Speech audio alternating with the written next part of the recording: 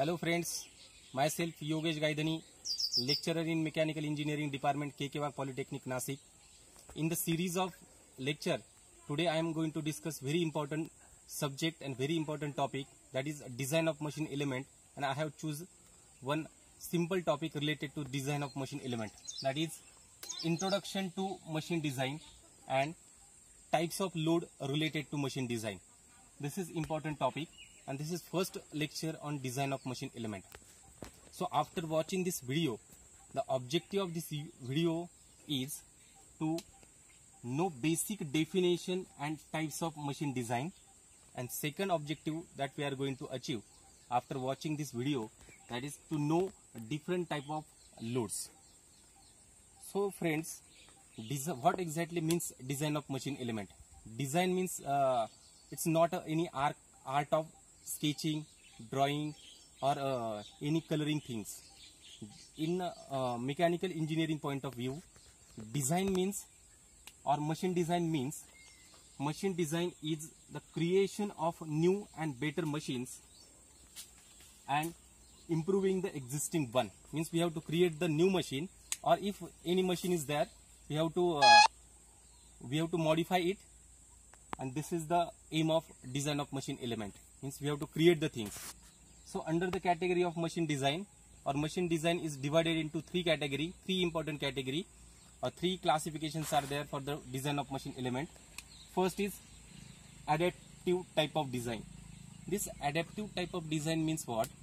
In this type of design, designer's work is concerned to adopt the existing design. Means designer doesn't require any special work on designing the things. He can simply adopt the existing design and he can go ahead, he will easily design the component.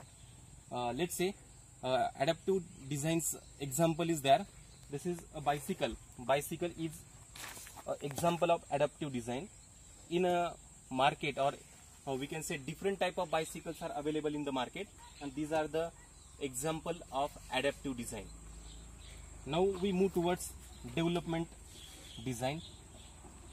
See friend, development design plays very important role, and if any engineers want to develop the design, he should have proper training, proper technical training related to design of machine element, and he should have proper background related to mathematics, related to mechanics, related to engineering drawing, related to drawing and drafting. All he should have knowledge, and then he can do development of the design. And for that particular type of design, we have one example. Let's say we have this bike. Means this is a Splendor bike. Initially it was a design. It is a design and manufactured by Honda, Hero Honda, and after some days they have launched a second bike. It is again of Hero Honda, and this is a Passion Plus. See friend, initially with the designer, design of Hero Honda was there, design of Splendor was there, and they have adopted the design. They have done some modification, and after doing some modification, they got this bike, that is Passion Plus. Means this is the example of development design. Now new design is again important type, and in new design, this design is related to creation. This is related to creation. Like its best example is NASA. Recently Mangalyaan mission was developed and it was done, and that Mangalyaan is the best example of new design. Means for doing this type of design, designer should have every type of knowledge, technical knowledge, mathematical knowledge, and all type of knowledge, and he should have imagination power and special type of knowledge. Then he can do new type of design. And under this category there are different type. First is rational design. Type of new designs are, first, rational design. Rational design is related to mathematical formulation and it is related to mechanics. Second type of design is empirical design. Empirical design is again related to mathematical formulation and empirical relations of the things. Third type of design is industrial design. Industrial design is related to industry, related to industrial products. Next type of design is optimum design. Optimum design required some constraint. Means suppose a manufacturer want to design a bike with 100 cc. So 100 cc is the constraint for the designer. He has to design a bike with 100 cc. It should not be greater than 100 cc or it should not be less than 100 cc. So that type of design is known as optimum design. Then next is system design. Means suppose we have to develop some system in any company or in anywhere, that is related to system design. Next it is element design. Element design is, suppose consider this bike, it has engine, bike has engine, and engine has different parts. Piston is there, connecting rod is there, crank is there, crankshaft is there. Means each and every part, each and every element has to be designed. That is related to element design. Means we have to design a piston, it is element, that is element design. We have to design a crankshaft, it's a element, it's a element design. And last type of design is computer aided design. Means with the help of this type of design, designer can modify, develop and do the design. This is the computer design. Okay friends, now we move towards our second point of this topic, that is type of load. This topic is very important from designer's point of view. He should know, or designer should know, different type of loads, and there are various type of load. First is dead or steady load. This type of load, or in this type of load, load doesn't change its magnitude, direction and position with respect to time.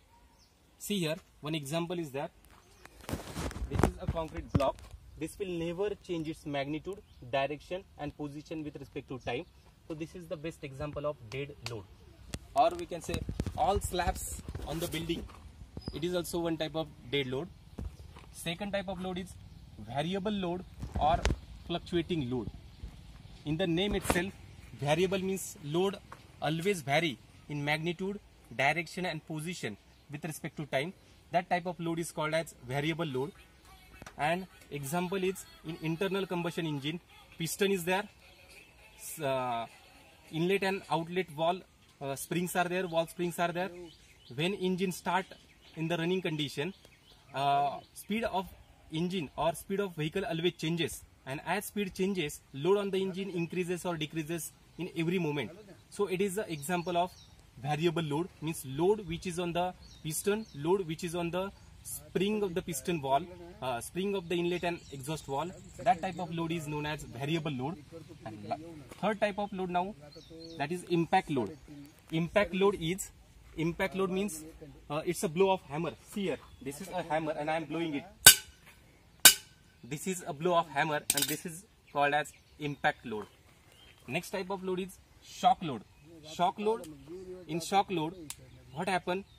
Load applies suddenly and load remove suddenly.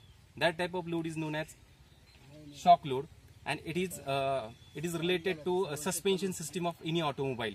Means leaf spring of automobile. It is related to shock load. See here, this is a spring. Whenever this vehicle will move from the deep and dumps, there will be a shocks. Means load apply suddenly, load remove suddenly. This is the type of shock load. So that's all for this video. Thanks for watching this video carefully. If you like this video, try to subscribe my channel, share it. Thanks to all.